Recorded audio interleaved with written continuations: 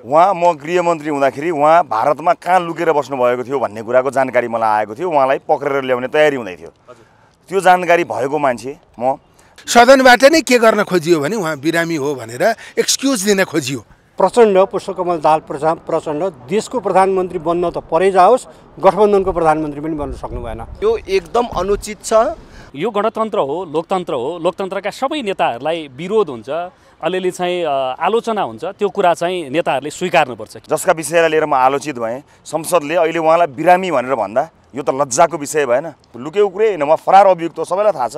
अदालतको पत्र छ, प्रहरीको पत्र छ, प्रहरीले खोजिरहेको छ, सबै थाहा छ नि। पहिलो दिन मैले उहाँलाई चिनिनँ, अब उहाँ सलमान खान त होइन नि देख्ने बित्तिकै चिन्ने। द्वन्द्वको व्यवस्थापन गर्ने कुरामा धेरै कुरा गर्न सकिन्छ। पैसा बाँडेर राज्य कोषबाट पैसा बाँडेर त्यसको समाधान गर्न खोजियो, यो पैसा बाँडेर गर्ने कुरा गलत हो। माननीय चन्द्र भण्डारी जस्तो मान्छे हुनुहुन्छ, एउटा यस्तो नेता हुनुहुन्छ जो बिरामी हुनुहुन्छ, हामी उहाँको स्वास्थ्य लाभको कामना गरिरहेका छौँ। नक्कली बिरामी, फरार अभियुक्तलाई बिरामी भन्दाखेरि हाम्रो मनले मान्छ त्यो गलत हो, त्यो हटाउनुपर्छ भनेर हामीले भनेका हौँ। फरार अभियुक्त हुन् जसलाई समाउनको लागि म गृहमन्त्री हुँदा पहल गरेको थिएँ। केही समय पाएको भए थाहा पाउँदा लोकेसन ट्र्याक गरेको थिएँ, कोसित कुराकानी भयो, उहाँको सालोले कहाँ लिएर गयो, नेपालमा कोसित कुरा भयो, सबै जानकारी लिएर बसेको मान्छे म। अब गोपनीयताको कसम खाएको छु, त्यसले गर्दा अनुसन्धान गर्नलाई सघाउने कुरा मात्र हुन्छ, सार्वजनिक गर्न मिल्दैन। त्यस्तो व्यक्तिलाई, फरार अभियुक्तलाई बिरामी भएको यो दिउँसै रात पार्ने कुरा जुन भयो, यो लज्जास्पद विषय हो। यो नेपालको गरिमामय संसदले यस्तो नचाहिने कुरा, यस्तो गलत कुराको नजिर बसाउनु हुँदैन। हामी यसको खोलेर विरोध गर्न चाहन्छौँ। जस्तो यहाँले त्यस्तो प्रमाण पाइसकेपछि त यहाँ जुन गृहमन्त्रीबाट हटे पनि अर्को गृहमन्त्रीलाई सहयोग गर्नको लागि प्रमाण दिन सक्नुहुन्थ्यो होला। किन नसक्नु? मैले होइन, प्रहरीसँग भएकै चिज हो। त्यतिखेर मैले व्यक्तिगत मैले आफ्नो लिएको होइन, त्यतिखेर प्रहरी प्रमुख सबैलाई थाहा भएको कुरा हो। त्यस कारणले मैले व्यक्तिगत आफूले गरेको चिज होइन कि प्रहरी प्रधान कार्यालयलाई थाहा छ, तत्कालीन आइजिपीलाई थाहा छ, त्यो अनुसन्धानकै क्रममा भएको कुरा हो। मैले आफूसँग लिएर गएको इन्फर्मेसन होइन, त्यो त्यही छ, थाहा छ। सूचना हजुरले प्रस्तुत गर्नुभयो, त्यो त तपाईँले चुनावी अभियानमा पनि देखाएको भए त जनताले अझ बढी विश्वास गर्थे। हेर्नुहोस्, एउटा राज्यको जिम्मेवार निकायमा बसेपछि कुनै पनि चिजलाई त्यो भोटको ब्याङ्क बनाउनु त्यो मैले गोपनीयता, पद गोपनीयता कसम खाएको छु। संविधान मान्छु, संविधान र नीति नियमभित्र बस्नुपर्ने हुन्छ, त्यो थाहा छ। प्रहरी कार्यालयलाई सबैलाई थाहा छ। लुकेको कुरै होइन, उहाँ फरार अभियुक्त हो, सबैलाई थाहा छ। अदालतको पत्र छ, प्रहरीको पत्र छ, प्रहरीले खोजिरहेको छ, सबै थाहा छ नि। पहिलो दिन मैले उहाँलाई चिनिनँ, अब उहाँ सलमान खान त होइन नि देख्ने बित्तिकै चिन्ने। अनुहार उहाँको चिनिएन, त्यस कारणले समाइएन। तर त्यस पछाडि त उहाँको खोजी भयो। खोजी हुँदाखेरि म यति धेरै आलोचित भएको विषय अहिले बिरामी हो उहाँ भनेर भन्दाखेरि बिरामी पनि पर्नु होला उहाँलाई बिरामी नै पर्नु भएन भन्न सक्दिनँ। तर उहाँ बिरामी भएका कारणले अनुपस्थित भएको होइन, यो झुट हो। नेपाली जनतालाई यस्तो झुट कुरा गर्न मिल्दैन। हामी त्यस्तो झुटलाई स्वीकृत गर्न चाहिँ बसेको चाहिँ होइन। झारमुख जनताले हामीलाई मत दिएर पठाएको, झुटलाई सत्य मान्नको लागि पठाएको होइन। त्यस कारणले हामी यसको घोर विरोध गर्छौँ। अन्त्यमा चाहिँ सत्तापक्षै कतिपय सांसद तथा मन्त्रीहरूले नै भन्नुभएको छ रवि लामी छाने सहितको टिमलाई चाहिँ छानी मन्त्रालय दिएर सरकारमा ल्याउनुपर्छ भनिरहनु भएको छ। तपाईँ फेरि सरकारबाट त्यो विश्वासको मत पनि फिर्ता लिने पो हो कि भन्ने रणनीति? हामी त्यस्तो प्रलोभनमा पर्ने होइनौँ। हामी विषयका आधारमा, एजेन्डाका आधारमा सरकारमा जाने नजाने भन्ने विषयमा जाने मान्छे। उहाँहरूले ल्याउने भन्ने कुरा उहाँहरूको होला, मैले सुनेको छैन। हाम्रो त्यस्तो कुनै सोच विचार छैन। पहिला एजेन्डामा कुराकानी गरेर सरकारले यो बिचमा के कस्ता कामहरू गर्यो त्यसको समीक्षा हुनु पर्यो। अगाडिको कार्यदिशा कस्तो छ सरकारको हेर्नु पर्यो। न्यूनतम साझा कार्यक्रममा भएका बुँदाहरू हेर्नु पर्यो। ती कुराहरूमा जाने हो। सरकारमा जाने भनेको मन्त्री पाएर त्यो हिसाब किताब गरेर भागभण्डा गरेर जाने, त्यस्तो राजनीति हाम्रो पुस्ताले गर्दैन। ढुकाउनुहोस्। हामी त्यसरी गएका पनि होइनौँ। मन्त्री गनेर यतिवटा मन्त्री भनेर गएका पनि होइनौँ। जनताले गरेको बाचा अनुसारको मन्त्रालय र त्यही अनुसारको न्यूनतम साझा कार्यक्रम बनाएर हामी तत्त मन्त्रालयमा तत्त काम गर्न गएका हौँ। त्यही काम गर्न गएका हौँ। तिनै मन्त्रालय लिएर गएका हौँ। जुन काम गर्छु भनेर हामीले भोट माग्दा जनतालाई भनेका थियौँ। त्यो अवस्थामा मात्र हामी सरकारमा जाने हो। तर त्यतिखेर त सरकार कस्तो हुन्छ एउटा प्रतिबद्धता सुरु भएको थिएन। अहिले त देखियो नि त सरकारको गति। त्यसले गर्दाखेरि यो सबै कुराको मूल्याङ्कन गरेपछि मात्र तय हुन्छ। मन्त्री पद दिए जाने भन्ने एकदम सतही कुरा हो। त्यो सतही कुरामा हामीलाई विश्वास छैन। यो हिउँदे अधिवेशन सकिन लाग्यो होइन। हिउँदे अधिवेशन सकिन लाग्दै गर्दा यो अहिले हिउँदे अधिवेशनभरि नै कुनै पनि बिजनेस सरकारले दिन सकिरहेको अवस्था छैन। आउने भत्ता पचाउने जाने भन्दा केही खेलो भएको छैन। अब चाहिँ के गर्नुपर्छ भन्नुहुन्छ तपाईँहरूले बताउनु? होइन, एउटा के छ भने संसद यो कानुन बनाउने ठाउँ हो, कानुन बनाउने थलो हो। नेपाली नागरिकले, आम नागरिकले भोट हालेर संसदमा एउटा सांसदलाई पठाउनु भनेको ल मेकर भनेर भनिन्छ। एउटा कानुन नीति नियम निर्माताको रूपमा हामीलाई पठाएको। त्यसले गर्दा संसदको जिम्मेवारी भनेको आवश्यक कानुनहरू निर्माण गर्ने हो र त्यो कुरामा चुक्यो र सरकारले चाहिँ संसदलाई बिजनेस दिन सकेन भने त्यो त एउटा बन्धक जस्तो भयो नि, अगाडि बढ्न नसक्ने अवस्था भयो, बाँधिएर राखिएको अवस्था जुन भयो एउटा त्यो किसिमको अवस्थाबाट मुक्ति हुनुपर्छ। जुन अवस्थामा अहिले संसद जसरी अहिले लगभग बिजनेसविहीन अवस्थामा गयो नि, यस्तो चिजको चाहिँ जनताले परिकल्पना गरेको हुँदैन नि। यो चाहिँ यो दुःखद कुरा हो। यस्तो हुनु देश चाहिँ आर्थिक रूपमा टाट पल्टिन लागेको अवस्थामा चाहिँ जुन सरकारले अयोग्य लडाकुको नाममा 2 लाख प्रति व्यक्तिको दरले दिने भन्ने कुरा जुन कुरा आइरहेको छ, यसमा के भन्नुहुन्छ यहाँ? यो अयोग्य लडाकु अथवा द्वन्द्वको व्यवस्थापन गर्ने कुरामा धेरै कुरा गर्न सकिन्छ। पैसा बाँडेर राज्य कोषबाट पैसा बाँडेर त्यसको समाधान गर्न खोजियो, यो पैसा बाँडेर गर्ने कुरा गलत हो। यद्यपि हो, हिजोका सन्धि सम्झौताहरू, हिजो गरिएका बाचा कबुलहरूलाई पुरा गर्ने, प्रतिबद्ध पुरा गर्ने, एउटा ऐतिहासिक जिम्मेवारी पुरा गर्ने कुरा बेग्लै कुरा हो। त्यो पैसा बाँडेर होइन। त्यो परिवारलाई कुन किसिमको समस्या पर्यो, साँच्चै नै अयोग्य लडाकुहरूको चिन्ता गरिएको हो भने तिनको सामाजिक आर्थिक अवस्था के छ, उनीहरूलाई भोलि त्यो सुरक्षित तरिकाले कसरी गराउन सकिन्छ, त्यसका धेरै उपायहरू हुन सक्थे। पैसा बाँडेर राज्य कोषबाट पैसा बाँडेर समस्याको समाधान हुन सक्दैन। यो पैसा बाँड्ने त्यो विषयलाई सम्बोधन गर्नुपर्छ, सही ढङ्गले सही तरिकाले सम्बोधन गर्नुपर्छ होला। तर पैसा बाँडेर सम्बोधन गर्ने जुन प्रक्रिया एउटा सजिलो तरिका छानियो नि, राज्य कोषबाट पैसा बाँड्ने अमाउन्टका हिसाबले यो धेरै ठुलो पैसा होइन होला। यो उस्तै पऱ्यो भने आधा दिनको 2-4 घन्टाको राजस्व सङ्कलनबाट जाने पैसा हो। कुरा पैसाको होइन, कुरा प्रक्रिया हो, विधिको हो। यो प्रक्रिया एउटा विधि बनाउनु पर्ने हुन्छ, त्यसले चाहिँ सुरक्षित गराउने हो मान्छेहरूलाई। त्यसले गर्दा यो पैसा बाँड्ने जुन प्रक्रियागत रूपमा यसलाई विषय गहन हो, तर जुन ढङ्गले पैसा बाँडेरलाई सम्बोधन गर्न सक्यो यो गलत छ। जस्तो तपाईँ सञ्चारकर्मी हुँदाखेरिमा एउटा प्रश्न, सञ्चारकर्मी हुँदा विज्ञान प्रविधिका क्षेत्रमा, खोज अन्वेषणका क्षेत्रमा हामी नयाँ टेक्नोलोजीहरू हामीले आविष्कार गर्न सक्छौँ भन्ने खालका जुन किसिमको तपाईँले त्यो किसिमको तबकालाई चाहिँ तपाईँले चाहिँ इन्करेज गर्नुहुन्थ्यो। तर आज हेर्नुहोस् त, एउटा यात्री मोटरसाइकललाई बजारमा आउन, नीति निर्माण गराउन नसक्दा राज्यले महावीर पुन जस्ता आविष्कार केन्द्र चलाइरहेका व्यक्तिहरू सडकमा आउनु परेको छ। आज माइतीघर मण्डलमा सम्भवतः अहिले पनि आन्दोलन गरिरहनु भएको छ। यो अवस्थाको बिचमा अब तपाईँहरू त नीति निर्माण गर्ने तहमा हुनुहुन्छ, अब सरकारलाई के सुझाव दिनुहुन्छ अथवा के काम गर्न लाग्छ? डाक्टर महावीर पुनका मागहरू जायज छन्। आज हामीले संसदमा पनि बोल्यौँ। उहाँको मागलाई सम्बोधन मात्र होइन, इनोभेसनलाई, नवप्रवर्तनलाई सरकारले विशेष प्राथमिकता छुट्याउनुपर्छ। 1% जुन उहाँले भन्नुभएको छ एकदमै सही छ। उहाँका मागहरू पुरा गर्न नसकिने माग होइन। जब चाहिँ रिसर्च एन्ड डेभलपमेन्टको कुरा आउँछ, यो रिसर्च एन्ड डेभलपमेन्टमा खर्च गरिएन भने, रिसर्चमा, अनुसन्धानमा, आविष्कारमा खर्च गरिएन भने मुलुकको अगाडिको बाटो नै देखाउन सकिँदैन। एउटा मुलुकको भविष्यका लागि एउटा नीति निर्माण तहका भएका मान्छेले आजको भोलिको हेर्दैन, मुलुकको 150-100 वर्ष पछाडिको भविष्य कस्तो हुन्छ त्यो कुरालाई मध्यनजर गरेर नीति नियम बनाउनु पर्ने हुन्छ। त्यसकारणले यी कुराहरूलाई गम्भीरतापूर्वक हामीले लिएका छौँ र हाम्रो संसदमा उपस्थिति, हामीले नीति नियम बनाउँदाखेरि हाम्रो तदारुकता यी कुराहरूलाई मध्यनजर राखेर हुन्छ। आज ब्रेन भएका युवाहरू विदेश जानु परेको छ। नेपाल त अब एक किसिमले भने यहीँ बस्ने हो भने त ब्रेन ड्रेन हुने अवस्थामा छ। यो अवस्थामा एउटा तबका जो पढे लेखेको युवा पुस्ता छ, केही गर्न चाहन्छ, खोज गर्न चाहन्छ, अन्वेषण गर्न चाहन्छ, मुलुकलाई के दिन चाहन्छ, ती युवाहरूलाई चाहिँ राज्यले के गर्नुपर्छ भन्नुहुन्छ? सबभन्दा नवप्रवर्तनलाई, स्टार्टअप्सहरूलाई प्राथमिकता दिनु पर्यो। नयाँ अन्वेषणहरू, खोजी कार्यका लागि वातावरण सृजना गर्नु पर्यो। आविष्कार गर्न चाहने साइन्टिस्टहरूको लागि एउटा सहज वातावरण हुनु पर्यो। सुविधा सम्पन्न हुनु पर्यो, स्रोत साधनले सम्पन्न हुनु पर्यो। राज्यले त्यसका लागि बजेट छुट्याउनु पर्यो। त्यस्ता अनुसन्धान गर्ने कार्यहरूका लागि बजेट छुट्याइयो भने सही अनुसन्धान हुनसक्छ र त्यो एउटा प्लेटफर्म बन्न सक्छ। त्यसकारणले नयाँ जेनेरेसन, अहिले नयाँ ढङ्गबाट संसार जुन ढङ्गले सूचना प्रविधिको माध्यमबाट विकास भएको छ त्यसलाई आत्मसात गर्न सक्नु पर्यो। हेर्नुहोस्, विकसित देश र अविकसित देशहरूको सबभन्दा प्रमुख फरक भनेको युजेस अफ टेक्नोलोजी हो। प्रविधिको प्रयोग जसले गर्न सकेका छन् उनीहरू विकसित भएका छन्, जसले हामीले प्रयोग गर्न सकेका छैनौँ, हामी अविकसित भएका छौँ। थुप्रै कारणहरू होलान्, तर प्रमुख कारण त यही हो कि uses of technology, information technology भन्नुहोस्, अन्य टेक्नोलोजी भन्नुहोस्, त्यसमा चाहिँ अहिलेदेखि नै लगानी गर्न सकिएन भने हामीले मुलुकमा सम्भावनाहरू खोज्न सक्दैनौँ। हाम्रा प्राथमिकता हुन्। हामी भर्खरै राजनीतिको यो मैदानमा छिरेका छौँ। हामीले नीति नियमहरू बनाउँदा, कानुनहरू बनाउँदा, संसदमा आवाज उठाउँदा यस्ता कुराहरूलाई एकदमै प्राथमिकता छ। हस्, धन्यवाद। जस्तो अहिले अब उपनिर्वाचन सकियो, उपनिर्वाचन सकिसके पछाडि नयाँ किसिमको जनादेश, अलिकता फरक खालको चाहिँ जनादेश जनताले अलिकता जुन म्यान्डेट दिए, एमाले चाहिँ कहाँ हरायो, के भयो भन्ने भयो। उपनिर्वाचनमा तपाईँहरू धेरै ठाउँमा तेस्रो हुनुभयो, सम्भवतः 3 ठाउँमा तेस्रो हुनुभयो। यसले चाहिँ एमालेको साख चाहिँ कमजोर बन्दै गएको हो कि भन्ने पनि भयो। यसप्रति एमाले कसरी सोचिरहेको छ, के धारणा बनायो? होइन, मूलत हाम्रो मत धेरै चाहिँ तनहुमा बिग्रेको देखियो होइन।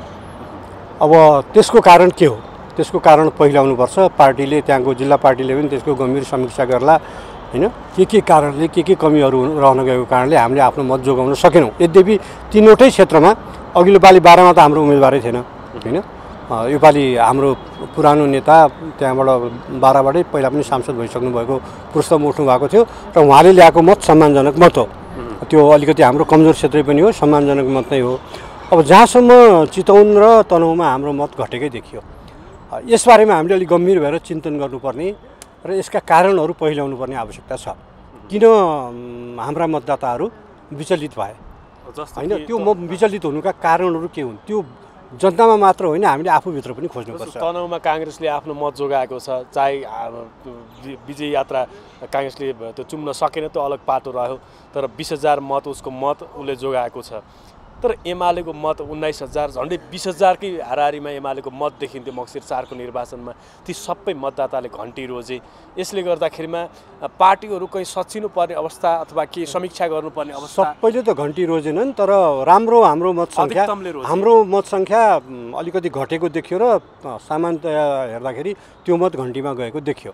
त्यो भनि नि अब यसलाई चाहिँ यो नै कुनै ठुलो जनादेश हो भनेर नेतृत्वप्रति रुझान होइन, तर के भन्दाखेरि यसले हामीलाई सचेत हुनुपर्ने अवस्थामा चाहिँ पुर्याएको छ। हामीले अलिक सचेत भएर गम्भीर भएर हामीभित्र जनताले किन भोट हाले भनेर जनतालाई गाली गर्ने, जनताको आलोचना गर्ने भन्दा नि हामीले किन जनताको भोट पाउन सकेनौँ भनेर हामीभित्र आफ्नो कारण खोज्नुपर्छ, त्यो कारण पहिल्याउनुपर्छ। र जनतालाई आउने निर्वाचनमा मेरो विश्वास के छ भन्दाखेरि यो संसद हो, यो संसदमा धेरै आउँछन्, ठुल्ठुला कुरा गरेर आउँछन् र काम गर्न नसकेर जान्छन्। त्यसैले म त्यति यो धेरै महत्त्व दिएर यो कुरालाई धेरै यसको चर्चा गर्नुपर्ने म व्यक्तिगत रूपमा त ठान्दिनँ। तर पनि पार्टीले यसबाट हामी एमाले पनि काङ्ग्रेसले पनि यसबाट सिक्नुपर्छ। जनादेशको एउटा ठुलो अंश योपालि काङ्ग्रेसले पहिलो पार्टीको रूपमा, दोस्रो पार्टीको रूपमा हामीले पाएका छौँ। त्यसलाई जोगाउँदै पहिलो पार्टी हुन हामीले प्रयत्न गर्ने हो। हामीसँग 4 वर्ष बाँकी छ, 4 वर्ष बाँकी छ होइन, 4 वर्ष बाँकी छ। यो 4 वर्षमा हाम्रो कामको मूल्याङ्कन गर्ने स्थिति जनताले पाउँछन्। नयाँ निर्वाचित भएर आएका पार्टीहरूको मूल्याङ्कन गर्ने अवस्था पनि पाउँछन् होइन, काङ्ग्रेसको पनि मूल्याङ्कन गर्ने अवस्था पाउँछन्। यो 4 वर्षलाई चाहिँ हामीले जनताको हितमा, जनताको पक्षमा र जनताको लाई सुविधा पुग्ने, उनीहरूलाई समृद्ध बनाउन सक्ने पक्षमा कति भूमिका खेल्न सक्छौँ, त्यसले हाम्रो भूमिकालाई आगामी 4 वर्षपछिको निर्वाचनलाई चाहिँ त्यसले प्रभावित गर्छ। अब यो गठबन्धन तोडेर एमालेको नेतृत्वमा सरकार बन्ने सम्भावनाका विषयलाई पनि लिएर बहस सुरु भएको छ कि तपाईँहरू सरकार बनाउने तयारीमा जुटेको हो? अब होइन, अब कोही सरकार बनाइदेऊ भनेर आउँछ भने सरकारमा सामेल हुनु पर्यो भनेर कोही रिक्वेस्ट गरेर आउँछ, अथवा तपाईँको नेतालाई प्रधानमन्त्री बनाउनु पर्यो, ओलीलाई प्रधानमन्त्री बनाउनुपर्छ भनेर आउँछन् भने ठिकै छ, हामी छलफल गरौँला। होइन भने हामी यो गठबन्धन भत्काउन लागिरहेको छैन।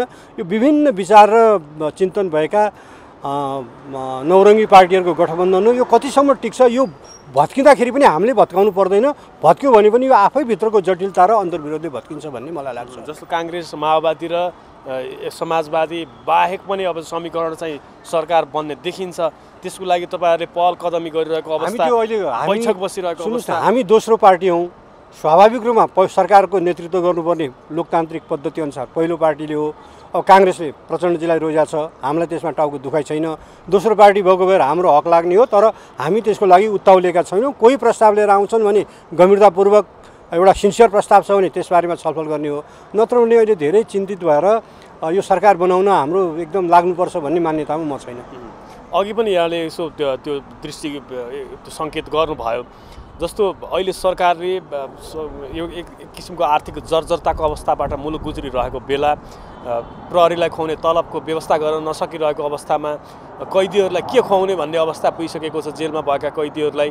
यो अवस्थामा हेर्नुहोस् त, यत्रो जर्जर अवस्थाको बिचमा अयोग्य लडाकुहरूलाई 2-2 लाख क्यास नगद दिने भनेर जुन सरकारले निर्णय गरेको छ, यो निर्णयले अब अर्ब रुपियाँ जुटाएर बाँड्नु पर्ने हुन्छ। देशको आर्थिक अवस्था कहाँ पुग्ने हो, प्रतिपक्षले के हेरेर बसेको छ भनेर जनताले प्रश्न। होइन, प्रतिपक्षले त घेरेर बसेकै छैन नि। आजै हामीले त्यसलाई प्रमुखता साथ उठाइसक्यौँ। अहिले संसदमा हामीले उठाइसक्यौँ। सभामुखले सबैलाई समय दिनु भएन, हाम्रो प्रमुख सचेतकले उठाइसक्नुभयो। इभन काङ्ग्रेसका सांसदले नि उठाइसके। अब अरू काङ्ग्रेसका नेताहरूले नि अखबारमा बोलेको देखिरहेको छु। यो इस्यु उठ्दै जान्छ र प्रचण्ड पुष्पकमल दाहाल प्रचण्ड देशको प्रधानमन्त्री बन्न त परै जाओस्, गठबन्धनको प्रधानमन्त्री पनि बन्न सक्नु भएन। अन्त माओवादीको मात्रै प्रधानमन्त्री बन्नु हो। त्यो मैले भनिहालेँ, यो द्वन्द्वका तीनवटा पक्ष छन्। सुरक्षा संयन्त्रमा रहेर माओवादीबाट मारिएका परिवारहरूको बिचल्ली छ। प्रहरीहरू, सेनाका जवानहरू, सशस्त्रका प्रहरीहरू मारिएका छन् र तिनका सन्तानको बिजोग छ। अरू अनि सशस्त्र माओवादीबाट पनि सुरक्षा संयन्त्रबाट पनि मारिएका सर्वसाधारणका परिवारहरूको बिचल्ली छ। त्यसैले यो सम्बोधन गर्नुपर्ने हो भने खालि माओवादी लडाकुहरूलाई मात्र होइन, यी तिनै थरीलाई सम्बोधन गर्नुपर्छ। तर गर्नुपर्ने पनि के भने अहिलेको अवस्थामा होइन। अहिले सरकार जुन एउटा आर्थिक सङ्कटमा छ यो बेलामा होइन। शिक्षकको तलब दिन नसक्ने, पेन्सन दिन नसक्ने, 3 खर्ब झन्डै पाउने 3 खर्ब जति लक्ष्यभन्दा कम राजस्व उठेको छ। सरकारले होइन आफ्नो चाहिँ बजेट धमाधम विकास बजेटहरू कटौती गरिरहेको छ। यस्तो अवस्थामा त राज्यले 1-1 रुपियाँ खर्च गर्दाखेरि पनि जिम्मेवार हुनुपर्छ। निर्माण व्यवसायहरूको 80 अरब रुपियाँ जति उनीहरूले भुक्तानी पाएको छैनन्। यस्तो अवस्थामा अयोग्य लडाकुहरूलाई जुन तरिकाले एउटा अपारदर्शी ढङ्गले पैसा बाँड्ने निर्णय गरिँदैछ यो आफैमा अलोकतान्त्रिक हो, देशप्रतिको गैर जिम्मेवार तरिका हो। त्यसैले हामी यसको भत्सना गर्छौँ। हामीले संसदमा बोलिसक्यौँ, फेरि पनि पछि पनि यो विषयलाई उठाउँछौँ र यो गर्ने हो भने पनि यो गर्ने सरकारले होइन। यो अहिले संसदमा होइन बेपत्ता छानबिन आयोग, मेलमिलाप आयोग लगायत त्यो TRC विधेयक विचाराधीन छ। त्यो विचाराधीन विधेयकलाई पारित गरेपछि त्यहाँ आयोगहरू बनाउने कुराहरू छन्। ती आयोगहरूले छानबिन गरेर यी सबै विषयमा त आयोगले निर्णय गर्ने हो नि। आयोगले सबैको हितमा सबै समस्यालाई हेरेर भोलि आयोगले निर्णय गर्यो भने त त्यो निर्विवाद हुन्छ।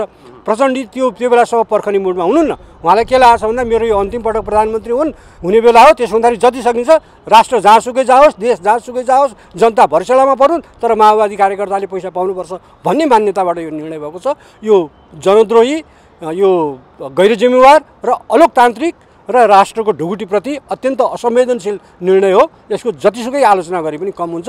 यो निर्णय सच्याइनुपर्छ, कार्यान्वयनमा जानु हुँदैन। यही बिचमा तपाईँ प्रतिपक्षको रूपमा सबभन्दा सशक्त रूपमा आवाज उठाउने मान्ने मध्येको एक मान्ने हुनुहुन्छ। तपाईँको आवाज अक्सर हामी बुलन्द स्थितिमा हामी देख्छौँ संसदभित्र। हरेक देशको विकासमा आविष्कार अन्वेषणका कुराहरू हुन्छन्। जस्तो विभिन्न शक्तिशाली राष्ट्रहरूले आफ्ना आविष्कारहरूलाई विश्व बजारमा पुर्याएर तरक्की गरिरहेका छन्, आर्थिक समृद्धि हासिल गरिरहेका छन्। तर हाम्रो देशले एउटा इलेक्ट्रिक मोटरसाइकल, यात्री नामको इलेक्ट्रिक मोटरसाइकल निर्माण गरेर त्यसलाई बजारसम्म पुर्याउँछौँ भन्दाखेरिमा नीति निर्माण तहका मान्छेहरूले, नेतृत्वहरूले नीति नबनाउँदा आज राष्ट्रिय आविष्कार केन्द्रका प्रमुख चाहिँ महावीर पुन सडकमा आन्दोलन गरिरहेका छन्। यो आवाज चाहिँ तपाईँहरूले कसरी? त्यो मोटरसाइकल एसेम्ब्लिङ हो कि सबै पार्ट पूर्जा यहाँ बनेको? सबै पार्ट पूर्जा नेपालभित्रै बनेको हो भने त्यो महत्त्वपूर्ण कुरा हो। अब एसेम्ब्लिङ हो भने एसेम्ब्लिङ इन्डस्ट्रीलाई अब सरकारको उद्योग नीति कस्तो छ त्यो हेर्नुपर्छ। तर मैले सुनेको त होइन त्यसलाई पनि चल्न दिने भनेर मैले प्रक्रिया सुरु गराइसकेँ भनेर प्रधानमन्त्रीले बोलेको सुनेको छु। त्यो गरे हो भने राम्रै हो। जहाँसम्म महावीर पुन छ उहाँलाई पहिला पनि सरकारले सहयोग गरेको, फेरि पनि सहयोग गर्नुपर्छ। उहाँले एक खालको काम गरिराख्नु भएको छ, आफ्नो खालको लगनशीलता उहाँमा छ। उहाँलाई आर्थिक सहयोग गरेर गर्नुहोस् भनेर अगाडि बढाउने हो। तर मूलतः देशमा यो विज्ञानको अनुसन्धानको काम गर्ने भनेको नास्टले हो।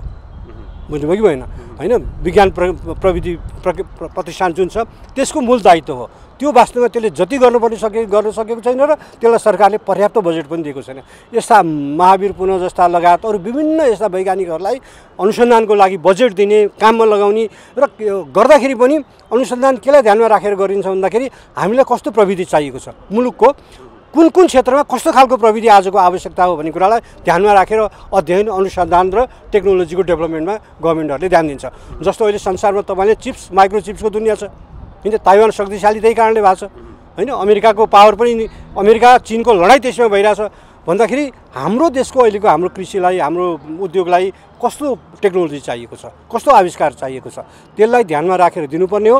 नेपाल यो मामलामा अत्यन्त पछि छ र नास्टले पनि सरकारसँग बजेट लिन सकेको देखिँदैन र यो अध्ययन अनुसन्धान त पहिलाको भन्दा बिग्रियो। हाम्रो नास्ट प्रभावकारी भएन, हाम्रो सिनास प्रभावकारी भएन, सेडा प्रभावकारी भएन।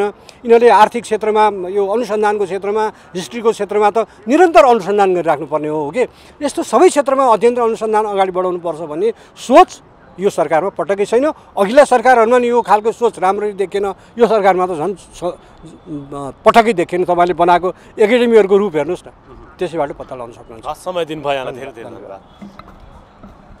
नयाँ चामका साथ आएको पार्टी तपाईँको नेतृत्वमा आइसके पछाडि भन्ने थियो, तर उपनिर्वाचन लक्षित तपाईँहरूले जुन किसिमको चाहिँ तयारी गर्नुपर्ने थियो त्यो तयारी गर्न सक्नु भएन अथवा कहाँनिर चुक्नु भयो के भयो बताउनुहोस् त। हामीले खास गरी यो उपनिर्वाचनलाई प्राथमिकतामा राखेनौँ किनभने यो उपनिर्वाचनबाट आउने सिट सङ्ख्याले संसदीय गणितमा खास कुनै फरक पार्दैन पनि थियो र अघिल्लो हाम्रो मतपरिणाम पनि त्यस्तो उत्साहजनक थिएन। त्यसकारणले हामीले यो उपनिर्वाचनलाई प्राथमिकतामा राखेको थिएन र जे परिणाम आयो त्यसमा हामीले धेरै दुखी हुनुपर्ने कुनै कारण छैन। राजनीतिक रुझान त एक किसिमको आयो नि जनता। खास गरी राष्ट्रिय स्वतन्त्र पार्टीले जुन मत प्राप्त गर्यो त्यसमा म खुसी व्यक्त गर्न चाहन्छु। राष्ट्रिय प्रजातन्त्र पार्टी खुसी व्यक्त गर्दछ किनभने त्यो विकल्पको मत हो जसको प्रारम्भ हामीले गरेको थियौँ, जसको विषय उठान हामीले गरेको थियौँ कि अहिलेकै पार्टीहरू अहिलेकै नेताहरूबाट अहिलेकै भनौँ नेतृत्व र पार्टीबाट मात्रै होइन अहिलेकै व्यवस्थाबाट पनि यो देशले निकास प्राप्त गर्न सक्दैन, जनताको अवस्था र देशको अवस्थामा परिवर्तन आउन सक्दैन भनेर हामीले भनेको थियौँ।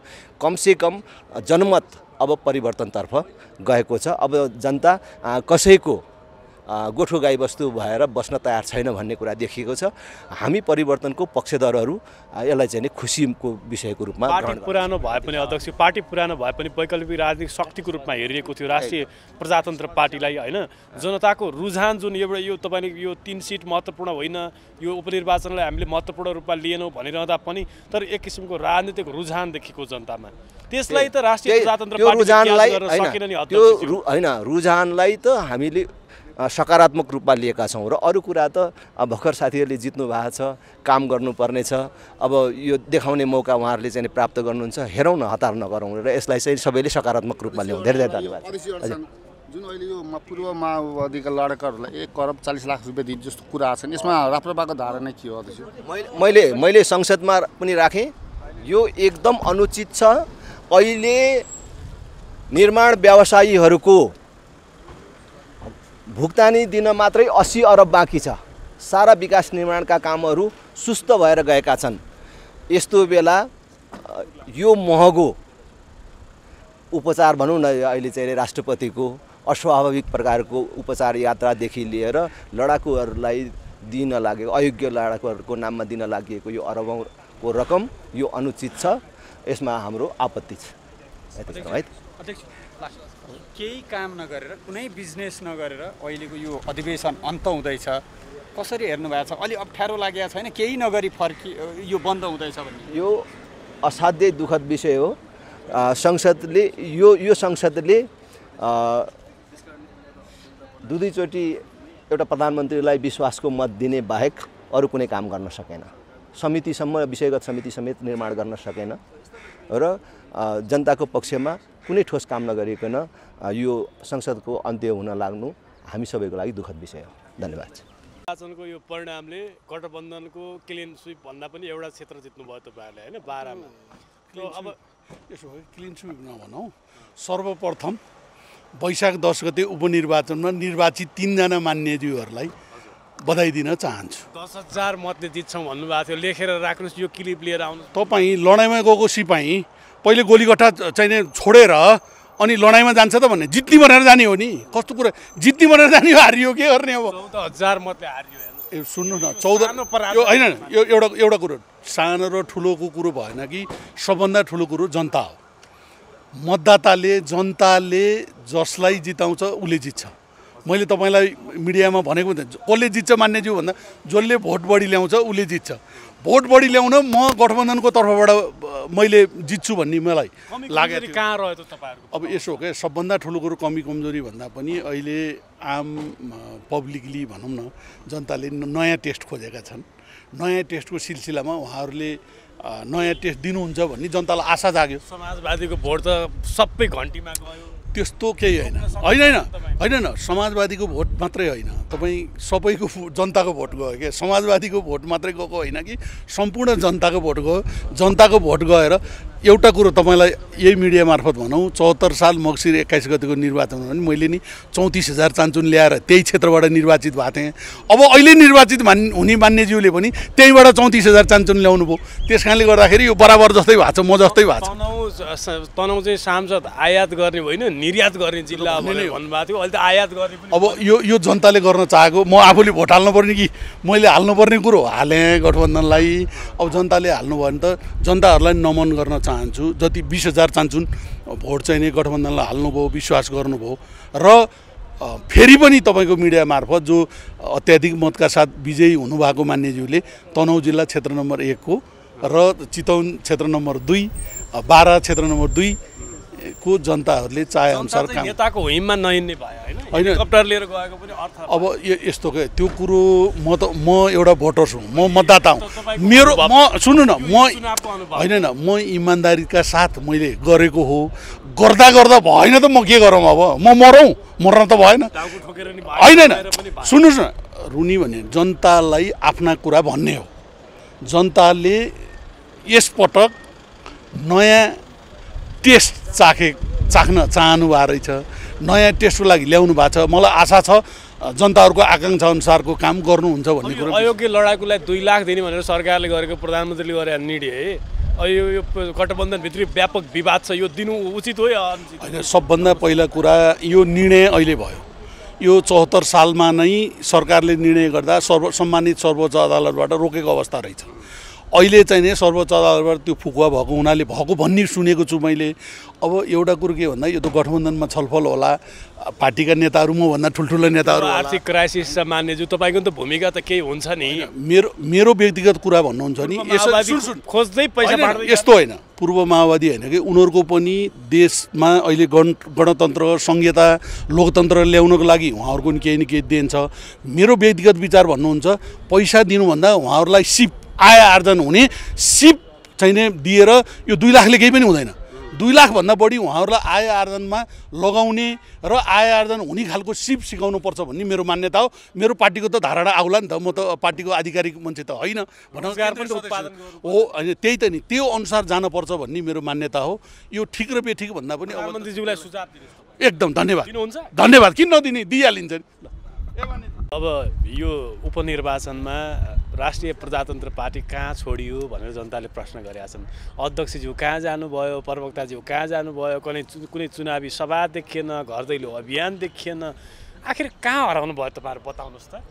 भोट पनि हरायो तपाईँहरूको। उपनिर्वाचनको कुरा गर्नु पर्दाखेरि मैले अस्ति पनि एकचोटि इन्टरभ्यूमा भनिसकेका थिएँ, हो हाम्रो कहीँ कतै हामी राप्रपाको चुकिएको छ। चुकिएको भनेको हामी यसपालि जनताको माझमा जान सकिएन र हाम्रो जुन एजेन्डाहरू हामीले बुझाउन सकिएन।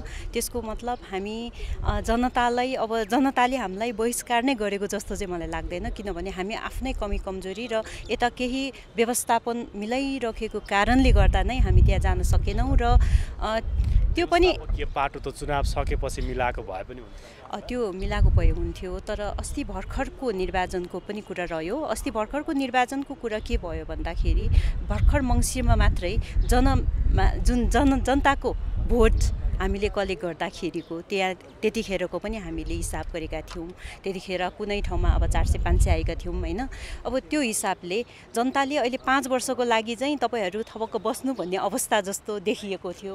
तर एउटा पार्टीगत रूपमा चाहिँ हाम्रो निर्णयहरू हुन्छ, हामी चाहिँ अग्रज हाम्रो नेतृत्वहरूको सरसल्लाहमा अझ के गर्ने भन्नेमा चाहिँ हामी अगाडि बढी नै रहनेछौँ। त्यसमा जनता समक्ष हामी नपुगेको चाहिँ हो। राजनीतिक परिवर्तनको मूल राप्रपाले फुटाइदियो, जनताको सेन्टिमेन्ट चाहिँ अब परिवर्तनको पक्षमा आउनुपर्छ है भनेर यो राप्रपाले यो हुइम सिर्जना गर्यो, त्यो मूल फुटाइदियो।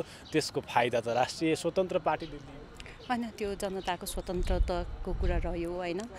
राप्रपाको एजेन्डा एउटा छ, सकिन्छ अझै पनि। अहिले यसपालि उपनिर्वाचनमा केही हामी गर्दैछौँ। अब छिटो नै हाम्रो एउटा समीक्षाको बैठक राख्नुहुन्छ अध्यक्षज्यू लगायत हाम्रो टिमले। उहाँहरू बार बसी पनि रहनु भएको छ। त्यसमा अब हामी सांसदीय दलको त मेरो कुरा गर्नु पर्दाखेरि चाहिँ म भर्खरै सांसदीय अभ्यासको लर्निङ फेजमा छु र लर्निङ बाई डुइङको केसमा म अगाडि बढिरहेको छु। यस डेफिनेटली बुझिरहेको छु होइन। कहीँ कतै चुकेको होला, तर एउटा सिक्ने हुडुटी लिएर चाहिँ म अगाडि बढिरहेको छु। पैसा दिने कुरा छ नि, यसमा यहाँ तपाईँको पार्टीको नेताले चाहिँ जनकपुर गएर अलि हामीसँग छलफलै भएन भन्नुभयो, यसमा के हो समाजवादी? अब यो जुन निर्णय गरिएको छ भनेर प्रचार भएको छ, त्यो चाहिँ हामी सरकारमा जोडिनुभन्दा पहिलेको चाहिँ निर्णयको रूपमा प्रचारमा आएको छ। त्यसैले अब हामी चाहिँ सरकारमा गइसकेपछि त यस्तो निर्णय भएको छैन। यो निर्णय के भएको छ हामी सरकारमा अथवा चाहिँ क्याबिनेटमा प्रधानमन्त्रीसँग हामी छलफल गर्छौँ। विशेष गरी पूर्वाधार निर्माणसँग जोडिएको मन्त्रालय, विकास निर्माणसँग जोडिएको मन्त्रालय, बजेट कम छ भन्छन्। देशको विकास अब कुन गतिमा जान्छ मन्त्रीज्यू बताउनुहोस् त। अनि स्वाभाविक रूपमा तपाईँको प्रश्नले भने जस्तै भौतिक पूर्वाधार तथा यातायात मन्त्रालय भनेको चाहिँ प्रत्यक्ष रूपमा चाहिँ विकास र समृद्धिसँग जोडिएको मन्त्रालय हो र विकास निर्माणका मूलतः पूर्वाधारका कामहरू गर्ने, पूर्वाधारका कामहरूको माध्यमबाट चाहिँ हामीले रोजगारी सिर्जना गर्ने, उत्पादकत्व वृद्धि गर्ने र देशमा समृद्धि ल्याउने हो। त्यसले यो एउटा चाहिँ धेरै महत्त्वपूर्ण एउटा मन्त्रालयको रूपमा रहेको छ। व्यवसायहरूले भुक्तानी पाइरहेका छन्। अब बजेटको अहिले अब अलिकति आर्थिक सङ्कट पनि छ राष्ट्रमा। आर्थिक सङ्कटको असर पनि अब सबै मन्त्रालयमा स्वाभाविक रूपमा पर्ने नै भयो।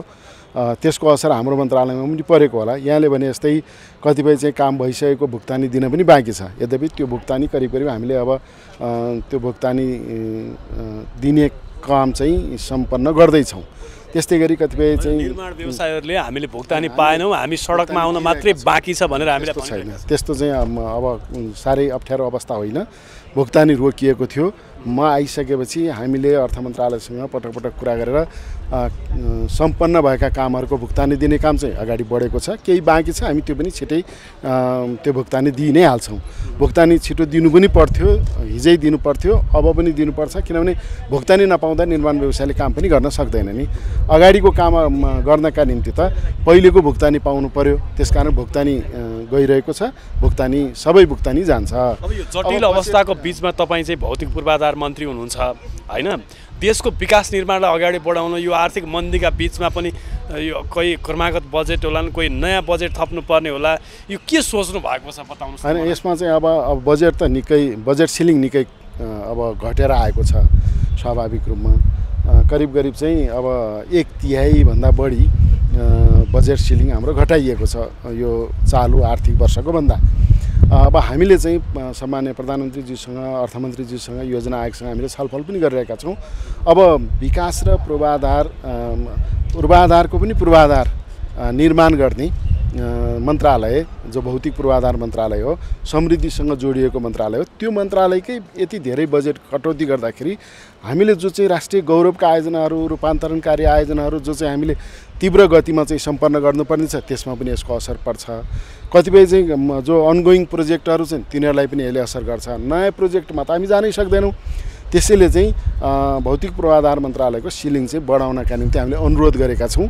उहाँले पोजिटिभ जवाब दिनुभएको छ। मलाई लाग्छ केही बजेट सिलिङ बढ्छ।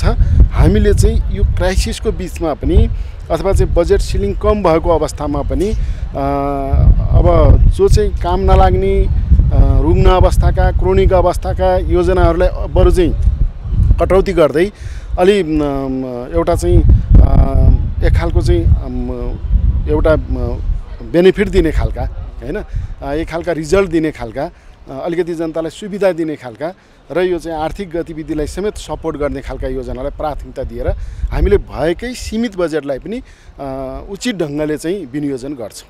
यस्तो हुँदैन कि तपाईँको पालामा चाहिँ विकास निर्माणको काम ठप्पै रोकियो भन्ने त्यस्तो त थाहा पाए? त्यस्तो हुँदैन। भएको बजेट सही ढङ्गले सदुपयोग हुन्छ। अहिले चाहिँ क्रोनिक अवस्थामा रहेका प्रोजेक्टहरू जो रुग्ण अवस्थामा रहेका छन् तिनीहरूले चाहिँ एउटा जीवन पाउने किसिमको अवस्था सिर्जना गर्छौँ। हामीले त्यो सुरु पनि गरिसकेका छौँ।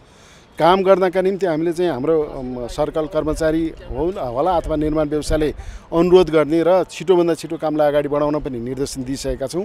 काम नहुने चाहिँ योजनाहरू होल्ड गरी बस्ने कुराको पनि हामी अन्त्य गर्छौँ। त्यसकारण अत्यन्त चाहिँ एउटा समस्याको बिचमा, बजेटको सीमितताको बिचमा पनि केही न केही परिणाममुखी काम गरेरै हामी चाहिँ अगाडि बढ्छौँ। अन्तिम प्रश्न मन्त्रीज्यू, जस्तो नारायणघाटदेखि बुटोल जाने सडक र मुगलिनदेखि पोखरा जाने सडक अहिले धुलाम्बे छ, जनजीविकासँग जोडिएको अत्यन्त महत्त्वपूर्ण सडक। स्वास्थ्यको एकदमै त्यो बाटो हिँड्दाखेरिमा भोलिपल्टै बिरामी हुनुपर्ने, रुगा लाग्ने, ज्वरो आउने, त्यो धुलो, त्यो हिलो हेर्नुहोस् त देखि नसक्नु छ। दुवै सडक अब सकिने त त्यसको आयु पनि छ, प्रोजेक्टको पनि एउटा आयु हुन्छ। अब ती दुवै सडकको हामीले सुरुमै यो चाहिँ यो जिम्मेवारीमा आउने बित्तिकै अनुगमन पनि गऱ्यौँ। अब पोखरा मुगलिन सडक अब त्यो त बनाउँदाखेरि त भत्काउनु पर्छ नि, नभत्काएर आफै त बन्दैन, तर भत्काउने छोड्ने धुलो मात्रै आउने काम चाहिँ अगाडि नबढ्ने कुरा त ठिक हुँदैन। त्यसैले चाहिँ पोखरा मुगलिनको चाहिँ अब जो सेक्सन 1 हो त्यसको काम चाहिँ अलि तीव्र रूपमै अगाडि बढेको छ। सेक्सन 2 का बारेमा पनि हामीले एकदम कडा निर्देशन दिएका छौँ, छिटोभन्दा छिटो काम तीव्र रूपमा अगाडि बढाऊ, नत्र भने यो ठेक्का चाहिँ टर्मिनेट हुन्छ, यो ठेक्का चाहिँ तोड्ने स्थिति पनि आउन सक्छ भनेर वार्निङ दिएका छौँ हामीले। त्यस्तै गरी चाहिँ अब बुटोल नारायणघाटको पनि हामीले त्यो अनुगमन गऱ्यौँ, त्यहाँ पनि हामीले चाहिँ अलि कडा रूपमा चाहिँ निर्देशन पनि दिएका छौँ। हामीले चिनिए राजदूत जो चिनिए कन्ट्र्याक्टरहरूले काम गरिरहेका ठेक्का हुन् तिनीहरू चिनिए राजदूतलाई समेत लिएर हामीले चाहिँ फिल्डमै ल तपाईँको चाहिँ देशका चाहिँ कन्ट्र्याक्टरहरूलाई त्यही ढङ्गले निर्देशन दिनुहोस् भनेका छौँ। जो चाहिँ फाइनेन्सियल सपोर्ट गरेको एडिबी हो, एडिबीको प्रमुखलाई पनि हामीले सँगै लिएर अनुगमन गरेका छौँ र हामी त्यसमा सिरियस छौँ। त्यसैले चाहिँ अब नारायणघाट बुटवलको सन्दर्भमा कम्तीमा यो एक साइडको एक लाइन चाहिँ छिटोभन्दा छिटो गरौँ, अर्को लाइनको त्यसपछि गर्दा पनि हुन्छ र यो बर्खामा चाहिँ गाडी रोकिने बन्द हुने अवस्था नहुने गरी काम अगाडि बढ्छ। यो बर्सातभित्रै एक लेन चाहिँ एउटा लाइन चाहिँ सकिन्छ। एक लेन अब टोटल नसकिए पनि कुनै ठाउँमा पहिलेकै पनि बाटो छँदैछ। हामीले चाहिँ बाटो बन्द नहुने गरी कल्भर्टको कुरा होला, पुलको कुरा होला, अथवा डाइभर्सनको कुरा होला, या चाहिँ मेन हाइवेको कुरा होला, हामीले चाहिँ सहज रूपमा यातायात सुचारू हुने स्थिति बनाउँछौँ। समय दिनुभयो, धन्यवाद। सभामुख जसरी तटस्थ हुनु पर्थ्यो भन्ने त्यो उहाँको जिम्मेवारी थियो, त्यसबाट गैर जिम्मेवार हुनुभयो भन्न खोज्नुभएको तपाईँ? होइन, सभामुखज्यूले बिरामीकै सूचीमा उहाँको पनि प्रस्तुत गर्नुभयो होइन। राज्यको निकायबाट उहाँलाई चाहिँ भनौँ न फरार रहेको अथवा चाहिँ अदालतबाट फैसला भएर फौजदारी अभियोग लागेको व्यक्ति चाहिँ का सन्दर्भमा राज्यको निकायले जे भन्नुपर्थ्यो त्यो संसदलाई जानकारी दिएको छैन भन्नेसम्म उहाँले जुन कुरा गर्नुभएको थियो, अब त्यो कुरा हुनसक्छ अथवा त्यो कुरा पनि संसद सचिवालयका महासचिवलाई चाहिँ गृह मन्त्रालयले पहिले नै पत्र लेखेर त्यसको बारेमा प्रश्न पारेको छ। महासचिवलाई आएको पत्र चाहिँ सभामुखज्यूलाई जानकारी नहुने कुरै हुँदैन अथवा संसद सचिवालयलाई जानकारी नहुने कुरै हुँदैन। त्यो विषय पनि आफ्नो ठाउँमा छँदैछ। तर आज के गरियो भने जो वास्तविक बिरामी छ त्यो बिरामीकै सूचीमा ल्याएर उहाँलाई पनि राखियो। त्यसले त बिरामीको पनि अपमान भयो, सदनको पनि अपमान भयो, हामी सांसद सदस्यहरूको पनि अपमान भयो। त्यसैले त्यस्तो कुरा चाहिँ पूर्वाग्रही भयो। सम्माननीय सभामुखले त्यो ढङ्गबाट उहाँलाई बचाउ गर्न हुँदैन थियो भन्ने हाम्रो भनाइ हो। अब अर्को प्रसङ्ग जस्तो यो उपनिर्वाचनको प्रसङ्गमा कुनै समय विश्वप्रकाश शर्मा, गगन थापा, प्रदीप पौडेलहरूको कुनै समय एउटा नेतृत्व आउँछ काङ्ग्रेसभित्र र जनताको जुन चाहना छ, तपाईँहरूले भन्ने गरेको समुन्नतिको चाहना, सुशासनको चाहना, त्यो पुरा हुन्छ भनेर हरेक एङ्गलबाट युवा पुस्ताले आकलन गरेको स्थिति थियो। तर अहिले अब त्यो प्रदीप पौडेलको पुस्ता, त्यो गगन थापाको पुस्ता, त्यो विश्वप्रकाशको पुस्ता अथवा भन्नु योगेश भट्टराई र रामकुमारी झाँक्रीहरूको पुस्ताबाट अपेक्षा गर्न जनताले छोडेका छन्। नयाँ पुस्ता आएको छ। यसबाट तपाईँहरूले पुस्तान्तरणको राजनीति, रूपान्तरणको राजनीति, काङ्ग्रेसभित्र विशेष महाधिवेशन गर्नुपर्ने त्यो परिस्थिति सिर्जना भएको देख्नु भएको छ कि छैन? के देख्नु भएको छ? होइन, कुनै एउटा निर्वाचन क्षेत्र हार्दैमा त्यसको भविष्य सकियो, त्यो पार्टी सकियो, त्यो पार्टीभित्रका मान्छे सकियो भन्ने बेकार कुरा हो। त्यसैले राजनीतिक पार्टीको जीवनमा कहिले जितिन्छ कहिले हारिन्छ। यो चाहिँ जनताको म्यान्डेट लिने एउटा चाहिँ प्रक्रिया हो। त्यो प्रक्रियामा हामीले कहिले हार्यौँ होला, कसैले जित्नुभयो होला होइन। त्यसकारणले त्यो पार्टीकै भविष्य सकियो, त्यहाँभित्रका मान्छेहरूको भविष्य सकियो, त्यो कुरा त्यसले मापन हुने विषय होइन। त्यसकारण एउटा प्रसङ्ग त के रह्यो भने पार्टीको भविष्य भनेको जनताले मत दिएन रहने हो। यो रुझान अहिले हेर्नुहोस् न, रुझानलाई त तपाईँहरूले पनि प्रष्ट रूपमा बुझ्नु भएको छ। छिपाएर छिप्ने, लुकाएर लुक्ने कुरा त छैन नि। होइन, उपनिर्वाचन जम्मा 3टा टाउँमा भएको, त्यो निर्वाचनमा हामीले चुनाव हार्यौँ। हामीले भने हामीले दुईटा निर्वाचन क्षेत्रमा चुनाव हार्यौँ। होइन, कोही व्यक्तिगत रूपमा उम्मेदवारको सन्दर्भमा कोही सशक्त हुनसक्छ, उसको पब्लिक इमेज म्यासेज राम्रो हुनसक्छ, त्यस आधारमा पनि केही भोट प्लस गर्न सक्छ होइन। त्यति नै भएको। तनहुँमा काङ्ग्रेसले 20,000 मत ल्याएको छ, त्यो सानो कुरा हो। त्यसकारणले चाहिँ एउटा निर्वाचन, त्यो पनि उपनिर्वाचन, निर्वाचनले यो कुरा निर्धारण गर्दैन। तर कुरा के हो भने यो निर्वाचनबाट हामीलाई एउटा म त भन्छु अवसर प्राप्त भएको छ। हामीले आफूलाई सुधार्ने मौका प्राप्त गरेका छौँ। हो, साँच्चै नै सुधार्ने मौका प्राप्त गरेका छौँ। त्यसैले हामीलाई जनताले प्रश्न गरेका छन्, त्यो प्रश्नको जनतालाई चित्त बुझ्दो ढङ्गले उत्तर दिने अवसर हामीलाई प्राप्त भएको छ, समय हामीलाई प्राप्त भएको छ। त्यसैले नयाँ बन्दै गर्दा कसरी बनाउने त्यो सबै कुरा नियन्त्रित हुन्छ। तर काङ्ग्रेसभित्र आम शुभेच्छु कार्यकर्ताको धारणा विशेष महाधिवेशन तत्काल हुनु पर्यो। मेरो कुरा सुन्नुहोस्, नयाँ बन्दै गर्दा त्यसलाई कसरी बनाउने त्यो सबै आफ्नो हातमा हुन्छ, कन्ट्रोलमा हुन्छ। पुरानोलाई सच्याउने कुरा होइन, पुरानोलाई स्थितिमा ल्याउने कुरा, पुरानोभित्र भएका समस्याहरूलाई हल गर्ने कुरा त्यति धेरै सजिलो हुँदैन। तर पनि हामी थाकेका छैनौँ। हामीले नेपाली कङ्ग्रेस पार्टीलाई एउटा प्रभावकारी ढङ्गबाट अगाडि बढाउने, यहाँभित्र भएका तमाम व्यतिथिहरूलाई अन्त्य गर्ने, नेपाली कङ्ग्रेस पार्टीको संरचनालाई व्यवस्थित ढङ्गले सञ्चालन गर्ने, यसका सम्पूर्ण गतिविधिहरूलाई जनमुखी बनाउने, नेपालको राष्ट्रिय मुद्दाहरूको सवालमा कङ्ग्रेस पार्टी प्रष्ट हुने गरी हामी यसलाई अगाडि लिएर जान्छौँ। यस नीति अधिवेशन पनि हामी गर्छौँ होइन, महासमितिको बैठक पनि हामी गर्छौँ। तमाम चाहिँ पार्टीभित्र जे गर्नुपर्ने छ त्यो सबै कुरा हामीले गर्छौँ। सचिएको होइन, एकदमै प्रक्रियागत ढङ्गबाट अगाडि बढेको, प्रभावकारी ढङ्गबाट अगाडि आएको र राष्ट्रिय मुद्दाहरूलाई मत परिणाम पछाडि उपनिर्वाचनको परिणाम पछाडि समीक्षा भयो तपाईँहरूको पार्टी? होइन, समीक्षा हुन्छ। समीक्षा गर्ने गरी नै होइन, समीक्षा गर्ने गरी नै हामीले छलफल अगाडि बढाइरहेका छौँ होइन। मैले अघि नै पनि भने कि हामीलाई सच्चिने मौका प्राप्त भएको छ। जनताले सोधेका प्रश्नहरूको चित्त बुझ्दो ढङ्गले उत्तर दिने मौका प्राप्त भएको छ। त्यसैले यो मौकालाई हामीले चुकाउने छैनौँ। त्यसैले समीक्षा मात्र गर्ने होइन, समीक्षा गरेर हामीले एउटा योजना बनाउँछौँ र त्यो योजना कार्यान्वयन गरेर अगाडि बढ्छौँ। समय दिनुभयो यहाँलाई धेरै धेरै धन्यवाद।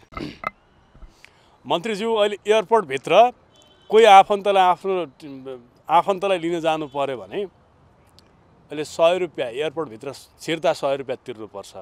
कुनै समय 20 रुपियाँ थियो, 1 वर्षको पिरियडमा बढेर 100 रुपियाँ पुगेछ। अब पर्यटन मन्त्री तपाईँ हुनुहुन्छ, उद्यम क्षेत्रतर्फ तपाईँको छ हेर्नुपर्ने, अनि यो के भइरहेको छ? यो मान्छे बस्ने ठाउँ कि गाडी राख्ने ठाउँ? गाडी राख्ने ठाउँ। ए, पार्किङको कुरा म पनि भर्खरै ट्याक्सीले एउटा कारले 100 रुपियाँ तिर्नुपर्ने। म पनि भर्खरै हिजो पुगेर आएको छु।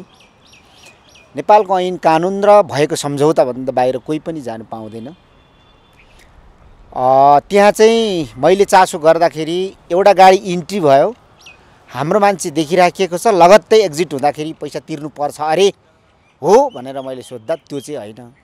त्यो चाहिँ निश्चित समय बसिसके पछाडि मात्रै हुने गर्छ भन्नुभएको छ। अब प्रश्न पार्छु मैले यहाँलाई।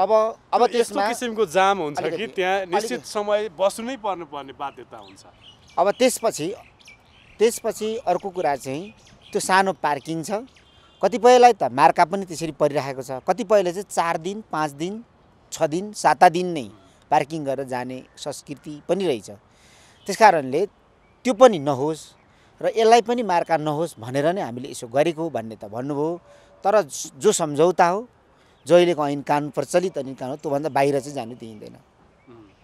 यदि त्यस्तो तपाईँहरूले भने जस्तै नै छ मन्त्रीज्यू, सम्झौता ऐन कानुन विपरीत गएको हो भने त्यसलाई नियमन गरिन्छ। म भोलि नै जान्छु। सम्झौता चाहिँ के भएको? 100 रुपियाँ नै लिने भएको, 1 घन्टा पार्किङ गरेको 100 रुपियाँ। म त्यो हेर्छु, म अहिले चासो गर्छु। अहिले तपाईँहरूसँग छुट्नु बित्तिकै हामीसँग यथेष्ट प्रमाणहरू छन् त्यसका मन्त्री। ओके, तपाईँहरूलाई लगेर जाउँला। त्यो अवस्था भोलिदेखि हुँदैन मन्त्रीज्यू? म तपाईँहरूलाई नै जानकारी गराउँछु फेरि है। महोदयका केही सदस्यहरूले आक्रमण गरेको भन्ने कुरा अध्यक्ष केपीज्यूले पनि कुरा गरिराख्नु भएको छ। यस विषयमा तपाईँको ध्यान आकर्षण भएको छ किन तपाईँहरूको पार्टीबाट? संसदमा यो कुरा प्रमुख प्रतिपक्षले जोडदारपूर्वक उठाइराखेको छ। जे हमला भयो त्यो निन्दनीय छ, त्यसलाई स्वीकार गर्न सकिँदैन। हामी कहाँ कानुन विधि विधान छ, त्यस अनुसारै जानुपर्छ। त्यसमा हाम्रो दलको पनि ध्यान आकर्षण भएको छ र त्यस्ता प्रकारका घटनाहरू कानुन विपरीत छन् भन्ने कुरा पार्टीले स्पष्ट पारेको छ। म फेरि पनि स्पष्ट पार्न चाहन्छु। तर प्रत्येक पक्षले सदनमा यो विषयलाई जसरी उचालिराखेको छ, आजसम्म आउँदा चाहिँ प्रतिपक्षले चाहिने भन्दा ज्यादा उचाल्यो भन्ने मेरो बुझाइ छ। यो गणतन्त्र हो, लोकतन्त्र हो। लोकतन्त्रका सबै नेताहरूलाई विरोध हुन्छ, अलिअलि चाहिँ आलोचना हुन्छ, त्यो कुरा चाहिँ नेताहरूले स्वीकार्नुपर्छ। किनभने हिजो राजा महाराजाहरूलाई त उहाँहरूका सवारीमा चाहिँ कालो झन्डा देखाइन्थ्यो, विरोध गरिन्थ्यो भने आज त गणतन्त्र हो, आफ्ना कुराहरू कानुनसम्मत ढङ्गले विरोध गर्ने अभिव्यक्ति दिने स्वतन्त्रता जनतालाई छ। र मान्य केपी ओलीमाथि हमला भएको कुरा फेरि म दोहोऱ्याएर भन्न चाहन्छु, त्यो निन्दनीय छ। तर उहाँहरूले त्यहाँ कोशी प्रदेशको नामाङ्कनको विषयलाई लिएर पहिचानको विषय जे उठान गरेका हुन् त्यो कुरालाई चाहिँ ओझेल पारेर जे चर्चा गरिराख्नु भएको छ त्यो बारेमा नि त नेकपा एमाले आफ्नो धारणा राख्नु पर्यो। त्यसैले त्यहाँ माओवादी एमाले काङ्ग्रेस भन्दा नि पहिचानका पक्षधरहरू पहिचानवादीहरूको आन्दोलन निरन्तर छ। अघिल्लो पटक कोशी प्रदेशकै मुख्यमन्त्रीलाई ओखलढुङ्गामा त्यही प्रकारको व्यवहार गरियो, अहिले केपी ओलीप्रति गरियो, भोलि अरूपट्टि गरिएला, यो त निन्दनीय नै छ। तर प्रमुख प्रतिपक्षले सदनमा यो विषयलाई चाहिने भन्दा ज्यादा उचालेको छ भन्ने मेरो निष्कर्ष छ। कोशी प्रदेशको त तपाईँहरूले पनि समर्थन गर्नुभएको थियो, कोशीबाट फिर्ता लिनुभयो नि त, त्यो हिसाबले पनि उहाँले भन्न सक्नुभएको हुन्छ नि त। कोशी प्रदेशमा हाम्रो भिन्न मतसहित विधि र त्यहाँ भएको संसदको सङ्ख्यालाई हाम्रो पार्टीले स्वीकार गरेको। हामी अहिले पनि पहिचानकै पक्षमा छौँ र पहिचानकै आधारमा प्रदेशहरूको नामाङ्कन गरिनुपर्छ भन्ने कुरामा पार्टी स्पष्ट दृष्टिकोणमा छ। तर त्यो अधिकार फेरि सरकारले कुनै अमुक पार्टीले होइन, त्यहाँको संसदले गर्ने निर्णय नै चाहिँ अन्तिम निर्णय हो। त्यसैले त्यहाँको संसदमा भएको सङ्ख्याको बहुमतले गरेको निर्णय भएको हुनाले त्यसलाई मान्नु एउटा प्रश्न जोडे, जस्तो बहुमत पुर्याउने मेम्बरहरूभित्र त माओवादी पनि थियो नि, प्रदेश सभामा थिएन? थियो, छ। अनि आज फेरि तपाईँहरू नै त्यो जुन किसिमबाट चाहिँ किराँत प्रदेश अथवा अरू कुनै प्रदेशको नाममा तपाईँहरू माओवादीका कार्यकर्ता संलग्न छन् भनेर त एमाले बारम्बार भनिरहेको। त्यहाँ एमालेका नि कार्यकर्ताहरू हुनुहुन्छ नि, यो कुरा पनि राम्रोसँग हेर्न पर्यो कि सत्य तथ्य छानबिन गर्दा आउला। त्यसैले संसदमा माओवादीले मत नहाल्दाखेरि अस्वीकृत हुने स्थिति थिएन, निर्णायक सङ्ख्यामा माओवादी थिएन र हाम्रो पार्टीका तर्फबाट दलका तर्फबाट आफ्नो स्पष्ट दृष्टिकोण राखेर बहुमतको निर्णयलाई स्वीकार गरेर मत दिएर गएको।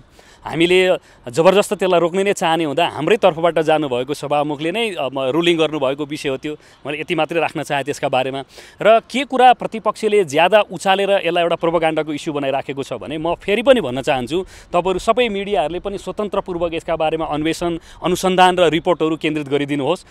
पहिचानको पक्षमा सबै पहिचानवादीहरू त्यहाँ हुनुहुन्छ, त्यो पार्टीभन्दा भिन्न तरिकाले उहाँहरूले सङ्घर्ष समिति बनाएर गर्नुभएको छ र पहिचानका पक्षधरहरूले गरेको आन्दोलन हो। त्यहाँ अमुक कोही पार्टीलाई मात्रै दोष लगाएर पहिचानका पक्षधरको पक्षमा अथवा कोशी प्रदेशको कोशी प्रदेश नै ठिक छ भन्ने पक्षमा अब अहिले संसदको बहुमतले निर्णय गरेर गइसकेको हुनाले यसलाई मान्नुको कुनै विकल्प छैन। कोशी प्रदेश मान्ने हो आजको दिनमा माओवादी, त्यसको अर्को कुनै विकल्प छैन कानुनी हिसाबले। सैद्धान्तिक र राजनीतिक दृष्टिकोणका हिसाबले हामीले फेरि पनि पहिचानको पक्षमा निर्णय हुँदा राम्रो भन्ने कुरा अहिले पनि राखेका छौँ।